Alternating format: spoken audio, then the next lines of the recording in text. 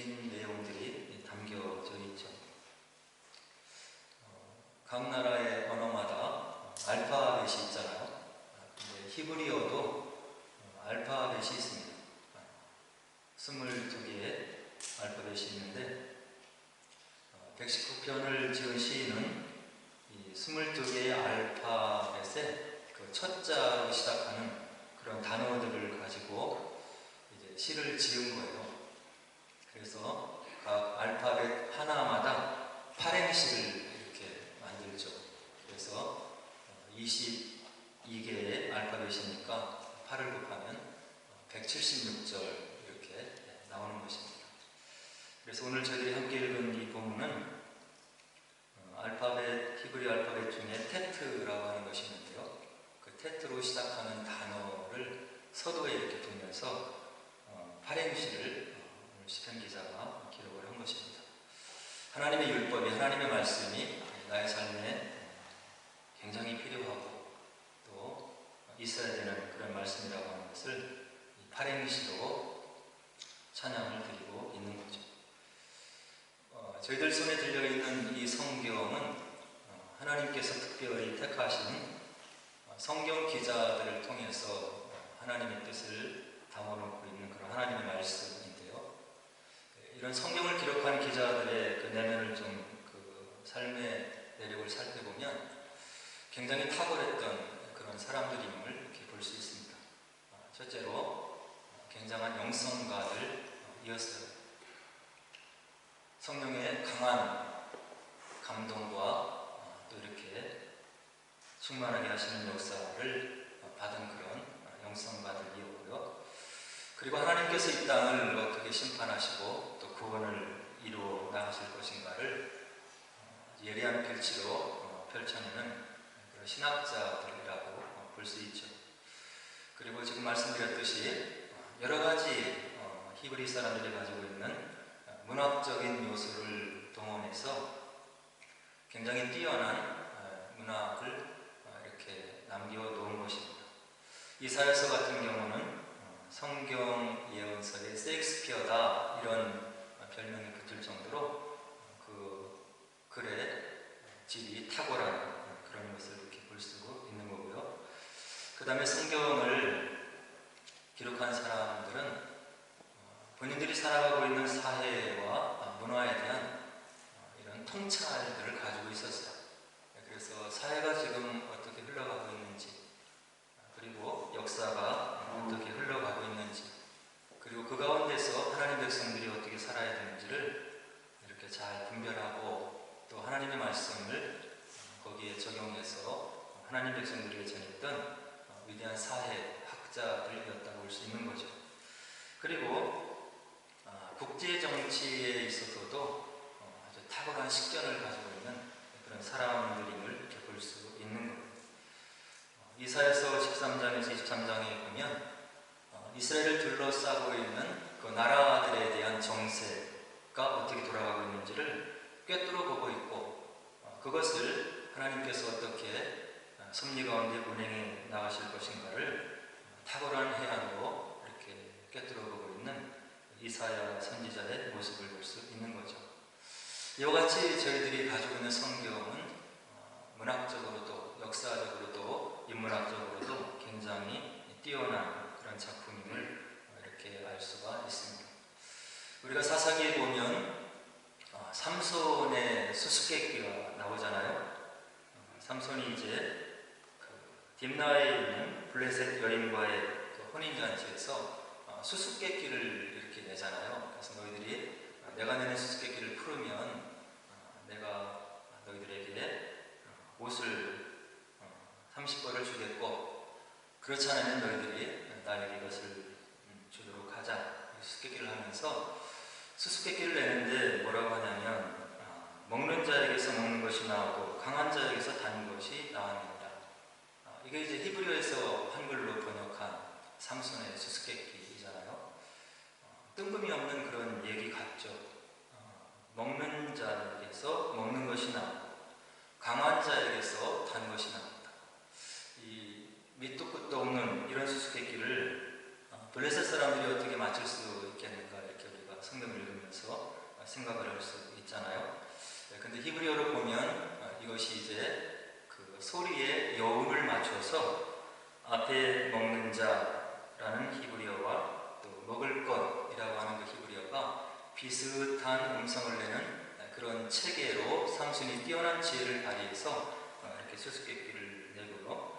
또 강한이라고 하는 것과 달콤한 것이라고 하는 것이 의문으로 맞게끔 이렇게 해서 그 문장의 수수께끼의 그 여운을 깨닫는 자만이 그것이 무엇인지를 깨달을 수 있는 그런 다분히 문학적이고 지혜가 담겨있는 그런 수수께끼를 히브리어로 이렇게 낸 것이죠.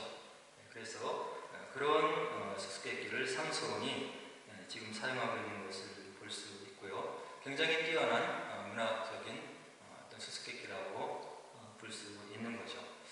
그리고 창세기 1장에 보면 하나님께서 이제 6일 동안 천지를 창조하시는데 그 구조를 보면 그냥 하나님이 날짜가 되어서 첫째 날, 둘째 날, 셋째 날 이것을 창조했다 그런 것이 아니고 세세하게 창세기 1장의 구조를 들여다보면 첫째 날에서 셋째 날까지는 하나님이 창조의 내용물들을 담을 수 있는 그런 그릇들을 먼저 준비하시고 또 넷째 날에서 여섯째 날에는 준비한 그릇들의 폼에 내용물들을 채우는 그런 정교한 구조로 되어져 있는 것을 우리가 볼 수 있는 거예요. 그래서 하나님께서 질서의 하나님이시고 계획하시는 하나님이시고 굉장히 위대한 디자이너이고 이러한 것들을 이런 창세기 1장의 구조가 우리들에게 또 알려주고 있는 거죠. 그리고 히브리인들은 또 독특한 문학적인 방법을 가지고 있는데요. 이렇게 X자로 크로스되는 그런 문학 구조를 이제 많이 사용했다고 이렇게 이야기를 하고 있는 거예요. 그래서 그 가운데 나오는 내용이 결국 그 저자가 가장 중점을 두고 전하려고 하는 그런 내용물이 바로 그 가운데 있다 하는 그 히브리인들의 독특한 문학 구조를 우리가 볼 수 있는 거죠. 그래서 히브리인들은 저희들은 잘 모르지만 글을 읽어보면 이 저자가 이 기자가 무엇을 강조하려고 이런 글을 쓰고 있구나 하는 것을 금방 해가려는 그런 문학적인 구조를 가지고 있다고 이렇게 얘기를 하고 있는 거예요. 그래서 성경을 우리가 보면 볼수록 하나님께서 히브리인들의 그 뛰어난 그 문학적인 재능과 태안을 가지고 있는 하나님의 종들을 통해서 하나님의 뜻을 그 안에 담아서 우리에게 전해져 오고 있는 거구나 이런 것을 알 수 있는 거죠. 그래서 저희들이 성경을 연구할 필요가 있고 이런 것들을 우리가 깨달아 알게 되면 성경을 통해서 좀 더 깊은 하나님의 뜻을 우리가 알 수 있는 거죠. 그래서 오늘 본문 함께 읽은 본문은 아까 말씀드린 대로 고난을 통해서 얻게 되는 유익에 대해서 고난을 다 지나잖아요. 고난을 통해서 얻게 되는 유익에 대해서 히브리어 알파벳 테트로 시작되는 파렘 찬양시라고 이렇게 볼 수 있는 거죠. 이 땅을 살아가는 모든 사람들이 고난을 통과하고 있습니다. 아무리 돈이 많아도 아무리 건강이 좋아도 그리고 자녀가 아무리 공부를 잘하고 잘 나가도 그 나름대로 가정마다 신령마다 어려움을 통과할 때가 있는데요. 이런 고난에 대해서 성경이 얘기를 하고 있지만 일반 은총 속에서 세상 사람들도 고난이 인간에게 왜 있을까를 그들 나름대로 해석하고 또 이해하고 있는 것을 알 수 있는 거죠. 심리학적인 연구를 하는 그런 과학자들을 보면 고난에 대해서 무엇이라고 얘기를 하냐면 고난을 인간이 겪으면서 회복 탄력성을 갖게 된다.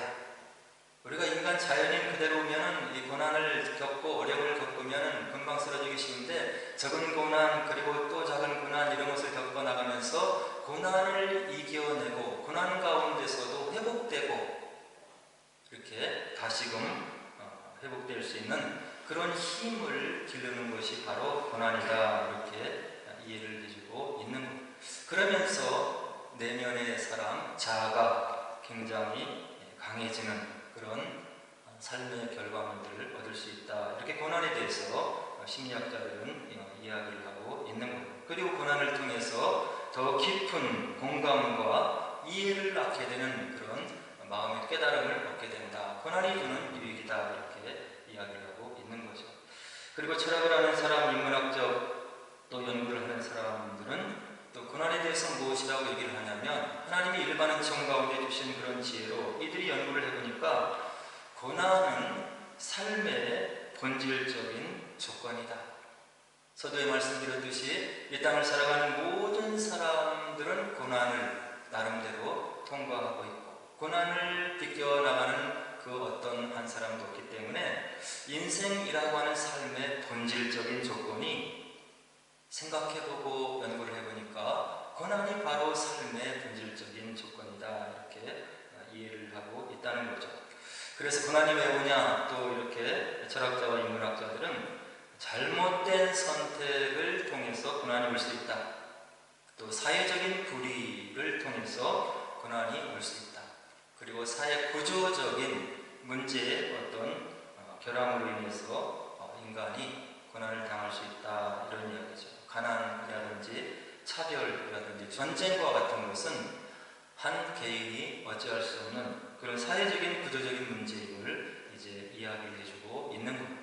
그러면 생각해보니까 또 고난은 동일하게 인간을 성숙시켜주고 그리고 삶의 의미를 묻게 해주는 그런 계기를 내면적으로 깊이 묵상할 수 있는 그런 시간들을 이렇게 주어서 인간이 성장할 수 있게 해준다. 이렇게 결과를 얘기하고요. 또 니체 같은 철학자는 뭐라고 얘기를 하냐면 나를 죽이지 못하는 것은 나를 강하게 만들어준다. 고난이 아무리 힘들고 어려워도 나를 죽이지는 못할 것인데 그렇다고 한다면 그런 고난을 통해서 내가 더욱더 강하게 되는 그런 결과들을 얻을 수 있다. 이렇게 세상 사람들, 일반 은총 가운데 있는 사람들도 인간이 겪을 수밖에 없는 고난에 대해서 이런 해석들을 하고 자기의 삶을 성찰한다고 하는 이야기죠. 그러면 하나님을 믿는 저희들은 성경에서 인간이 겪고 있는 고난의 의미를 이제 다시 한번 살펴봐야 되는데요.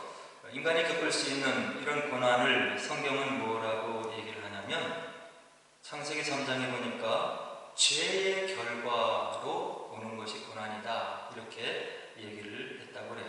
그리고 사도 바울 같은 경우는 로마서 6장 23절을 통해서 죄의 삭은 사망이다. 이런 이야기를 하면서 인간이 이 땅에 살아가는 삶을 통해서 고난을 겪을 수 있는 그런 이유는 사람이 가지고 있는 죄의 문제로 인해서 온 것이다. 이렇게 보면서 타락한 세상에 존재하는 그런 불가피한, 피할 수 없는, 유한한 인간이 피해갈 수 없는 그런 것이 바로 고난의 현실이다. 이렇게 성경은 이야기를 해주고 있는 거예요. 그리고 두 번째 성경은 이 고난을 무엇이라고 해석하냐면 믿음의 연단이다. 이렇게 우리들에게 말해주고 있는 거예요. 사도 바울이 로마서 5장 3절로 4절에 보니까 우리가 환난 중에도 즐거워하나니 이는 환난은 인내를, 인내는 연단을, 연단은 소망을 이루는 줄 압니다. 우리가 환난을 겪을 수밖에 없다는 이야기죠. 고난을 겪고 어려움을 겪고 역경을 겪는 것이 인간의 본질적인 그런 삶의 어떤 정의인데 우리가 환난을 당하고 어려움을 당하고 고난을 당할 때 내가 즐거워한다고 사도 바울은 분명하게 이야기를 해주고 있는 거예요. 누구도 당하고 원하고 그리고 피해가기를 원하는 그런 고난을 향해서 사도 바울은 내가 지금 즐거워한다 이런 이야기를 해주고 있는데요. 왜 그러냐면 이렇게 닥치는 고난과 환난과 어려움들은 우리에게 속사람에게 인내를 가지게 해주고 그리고 그런 인내가 연단을 낳게 되고 그런 연단을 통해서 우리가 궁극적인 소망을 이루어가게 되는 그런 우리의 믿음의 삶의 단초가 되기 때문에 내가 환난을 당하고 있고 어려움을 당하고 있고 고난을 당하고 있지만 내가 주 안에서 기뻐할 수 있다고 사도 바울은 분명하게 이야기해주고 있는 거죠. 그리고 성경을 자세히 살펴보니까 우리가 왜 이 땅에서 고난을 당하느냐? 세 번째 이유는 타인의 유익을 위한 고난을 당하는 경우가 있다. 이렇게 하나님의 말씀 성경이 우리들에게 이야기를 해주고 있는 것 같아요. 고린도후서 1장 4절에 보니까 사도 바울이 뭐라고 얘기를 해주냐면, 우리의 모든 환난 중에서 우리를 위로하사 우리로 하여금 하나님께 받는 위로로서 모든 환난 중에 있는 자들을 능히 위로하게 하시는 이시로다. 내가 환난과 역경과 고난을 겪어 나간 것, 그리고 내가 정말 힘들게 지나온 그런 역경의 시간들, 동일한 고난을 당하는 사람들을 정말로 피부에 와닿는 말로 그들의 마음을 내가 위로하는 마음으로 내가 겪은 환난과 어려움과 고난을 가지고 다른 사람을 참되게 위로할 수 있다고 하는 것을 오늘 하나님의 말씀 성경은 우리에게 분명하게 이야기해주고 있는 겁니다. 치료할 수 없는, 회복될 수 없는 죽음의 선고, 암을 선고받은 환자에게 건강한 사람이 아무리 가서 하나님 말씀으로 위로하고 내가 당신의 고난에 동참하고 내가 당신을 위해서 기도하고 있습니다, 이렇게 해도 그분이 위로받기가 어려울 거예요. 그러나 동일한 암을 선고받고 고통 가운데 있고 어려움 가운데 있고, 그렇지만 하나님의 말씀으로 소망 삼고 위로 삼고 이 땅의 삶이 끝이 아니고, 그래서 내가 지금 이렇게 견뎌가고 있고 소망 가운데 살고 있습니다, 이렇게 동일한 암병을 앓으면서 찾아가서 병문안을 하고 위로하고 이야기를 들어주면 그것이 그 사람에게 약이 되고 소망이 되고 위로가 된다고 하는 이야기. 하나님의 경륜과 섭리 가운데 이런 어려움과 힘든 사람, 고통 가운데 있는 사람을 위로하기 위해서 그런 고난을 통과할 때가 있다고 한다는 이야기. 이것이 하나님의 뜻 가운데 그런 사명을 감당하는 사람이 있다고 하는 이야기. 영국에 있는 목회자들을 이렇게 보면 자녀로 인해서 아주 힘든 고난과 역경을 지나는 분들이 꽤 되는 것을 이렇게 볼 수가 있는 겁니다. 젊은 나이에, 어린 나이에 하나님께 먼저 부름을 받고 예기치 않는, 생각지 않은, 치료할 수 없는 그런 암으로 인해서 부모를 이 땅에 먼저 두고 떠나는 그런 자녀들을 가지고 있는 목회자들을 존경케 할 때가 있는 겁니다.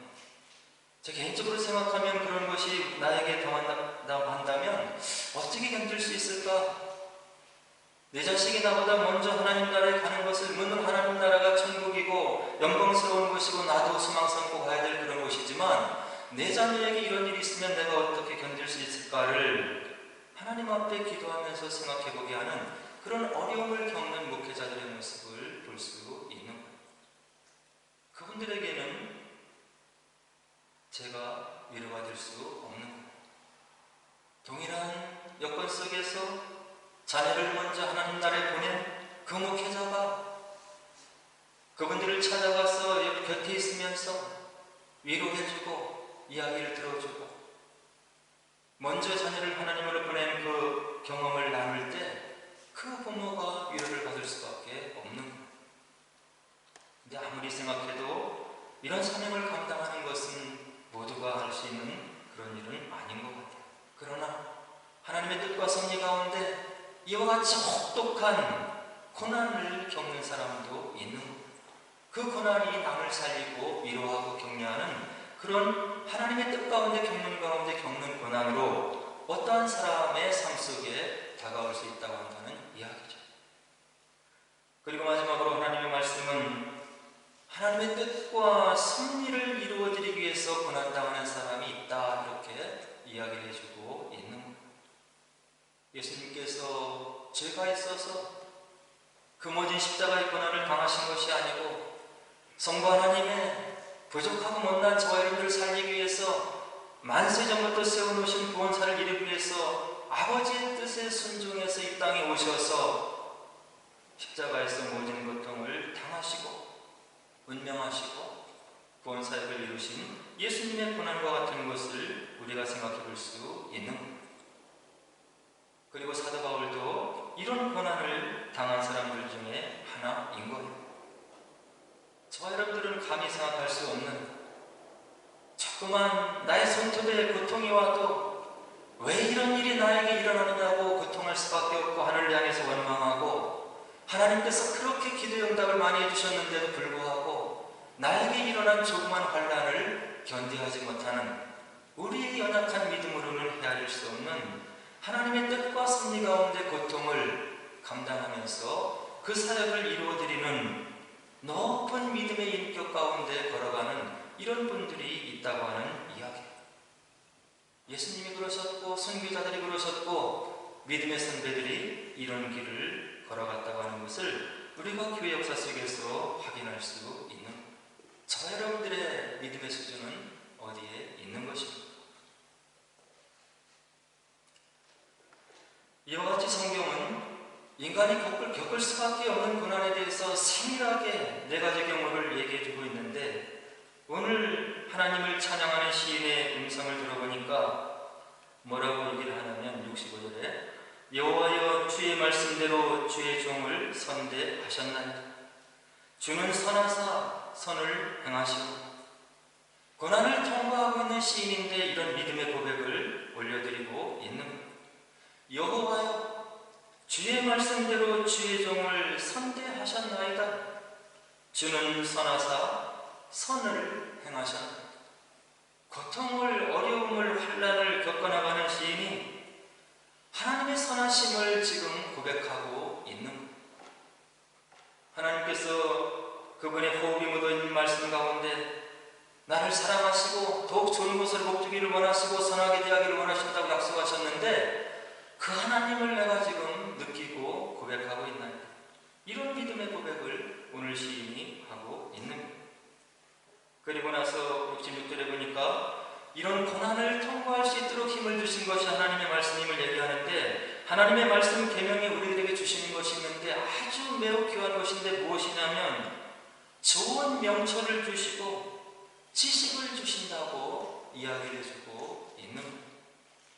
우리가 삶을 살아가다 보면 원하지 않는 일들이 일어날 때가 있고 또 애매한 오해 가운데 빠질 때가 있고 그런 시간들을 우리가 생각할 수 있잖아요.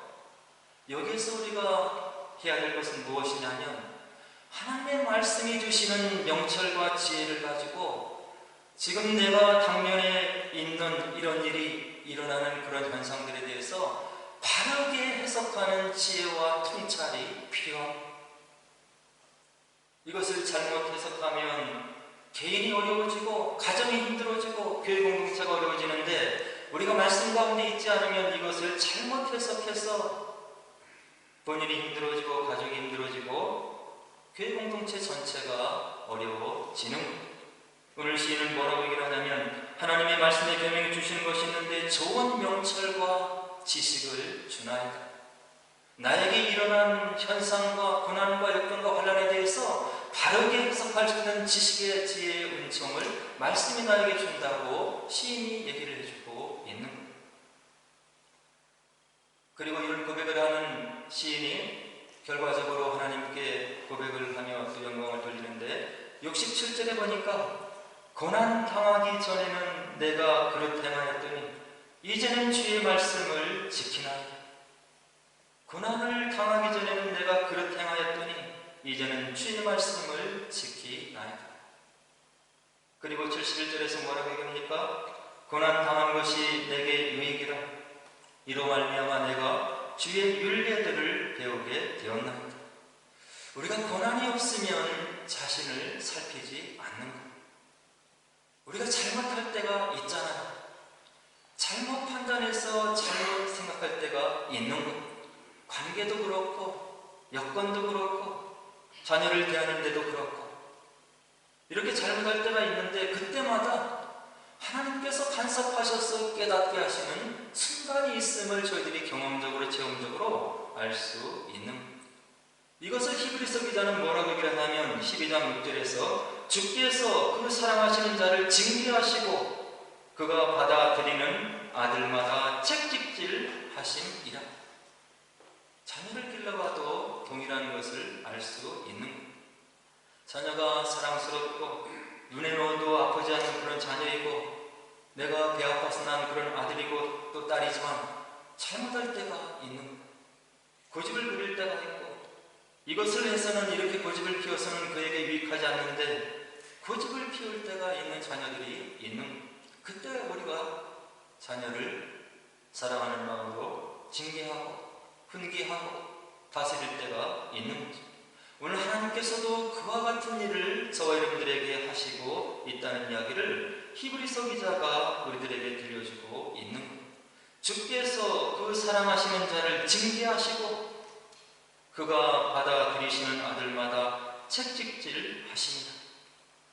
완성되지 않은 하나님 나라 속에 유혹이 많고, 그리고 여러 가지 우리의 신앙생활과 믿음의 생활을 위협하는 그런 요건들이 많이 있는 위험한 세상을 살아가는 저와 여러분들이 잘못 생각할 때가 있을 때, 그때마다 우리를 사랑하시는 마음으로 징계도 주시고 또 채찍질 같은 그런 순간이 고난의 형태로, 환난의 형태로 우리들 삶 속에 임할 수 있다는 것을 히브리서 기자가 우리들에게 이야기를 해주고 있는 거예요. 그러면서 이와 같은 모든 시간을 지난 시인이 뭐라고 기도하고 결심을 올려드리냐면 68절에 보니까 주의 율례들로 나를 가르치소서. 69절에 보니까 교만한 자들이 거짓을 지어 나를 치려하였사오나 나는 전심으로 주의 법도들을 지키리이다. 하나님의 말씀이 이 시인의 삶을 어떻게 인도하시고 지금 이 시인이 이런 고백을 드릴 수 있도록 어떻게 하나님께 역사하셨는지를 체험적으로 경험한 이 시인이 하나님 말씀의 절대적인 필요성에 대해서 이와 같은 영광의 고백을 올려드리게 되는 거예요. 그리고 또 뭐라고 고백을 합니까? 70절에 나는 주의 법을 즐거워하나이다. 72절에 보니까 주의 입의 법이 내게는 천천 금은보다 좋으니까. 하나님의 말씀이, 하나님의 율법이 나의 삶에 얼마나 유용하고 필요한지를 체험적으로 경험한 시인이 이런 고백을 올려드리고 있는 거예요. 하나님의 말씀 속에서 그의 삶을 위해서 참된 보화가 되는 지혜를 발견한 시인이 올려드리는 체험을 바탕으로 한 믿음의 고백임을 우리가 알 수 있는 거예요. 심리학자들이 시험을 하나 이렇게 실험을 했는데요. 어린아이들이 뛰어노는 그런 운동장에 한 번은 이렇게 울타리 같은 그런 것을 치워 놓지 않고 아이들을 풀어서 이렇게 놀게 했다고 해요. 결과를 보니까 어린아이들이 놀기는 하는데 울타리가 없으니까 이 아이들이 노는 반경이 어디냐면 선생님 주변, 그리고 학교 주변에서만 이렇게 노는 그런 것을 실험을 통해서 이렇게 결과를 얻었다고 이야기를 하고요. 그 다음에는 이제 학교 바운더리를 널찍하게 돌아가면서 학교에 이렇게 울타리를 치워놨대요. 여기를 넘어가면 너희들이 위험하니까 이 경계를 정해놓고 울타리를 치워놓은 그 안에서만 너희들이 누르면 좋겠다, 이렇게 이제 배려를 한 거죠.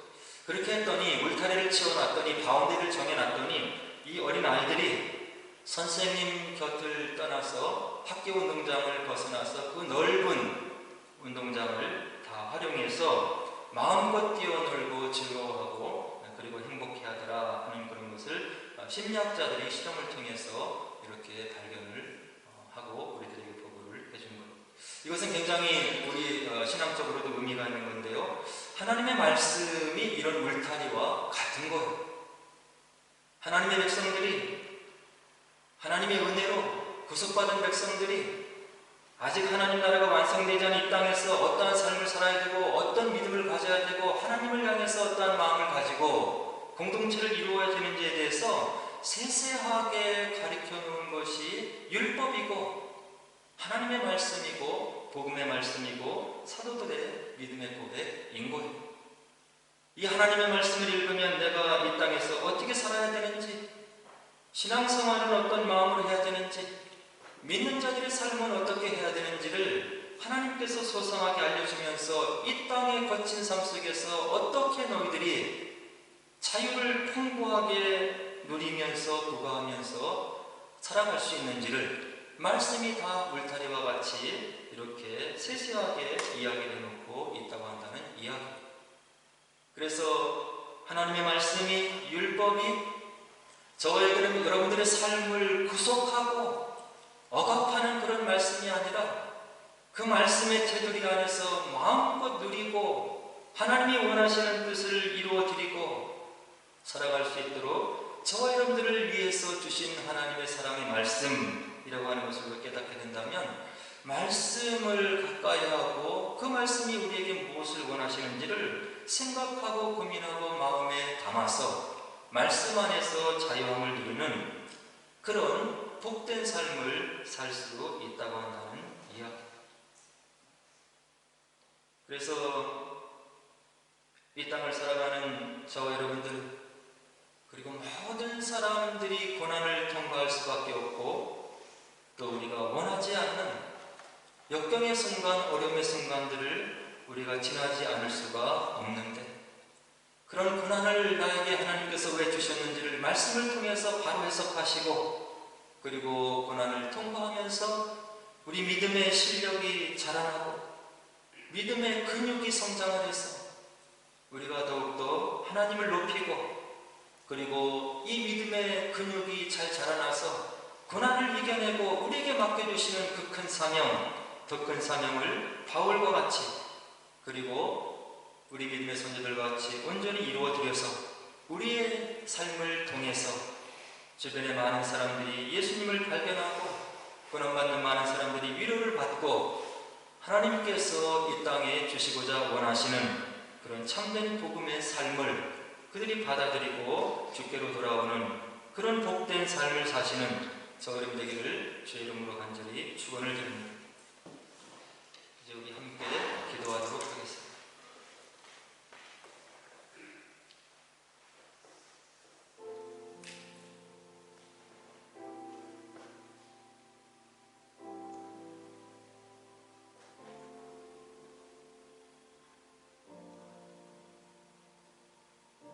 하나님의 말씀, 귀하신 성경 말씀은 저와 여러분들을 위해서 주신 하나님의 선물인 것입니다. 우리의 삶을 어렵게 하고 구속하기 위해서 주신 말씀이 아니고, 하나님의 말씀이 진리가 되어서 우리가 그 진리를 깨닫게 될 때 그 진리가 우리를 자유케 한다고 하셨는데, 우리에게 참된 자유, 참된 행복을 주시기 위해서 우리에게 주어진 말씀이 성경 하나님의 말씀인 것입니다. 우리가 에스겔서 47장에 보면 성전에서 흘러나오는 물이 있습니다. 에스겔이 보니까 성전에서 물이 흘러나와 주변에 많은 것들을 솟생케 하는 그런 하나님의 은혜와 생명이 더욱더 충만해가는 그런 환상을 보게 되는데요, 이 물이 흘러나와서 발목에 이르고 더 많은 물이 흘러나와서 무릎에 이르고 또 더 많은 물이 흘러나와서 허리에 이르고, 그리고 이후에는 가득하여서 헤엄칠 만한 물이 성전에서 흘러나왔더라, 이렇게 기록하고 있습니다. 저와 여러분들이 하나님의 말씀에 발목만 담그고 있으면 불편한 것입니다.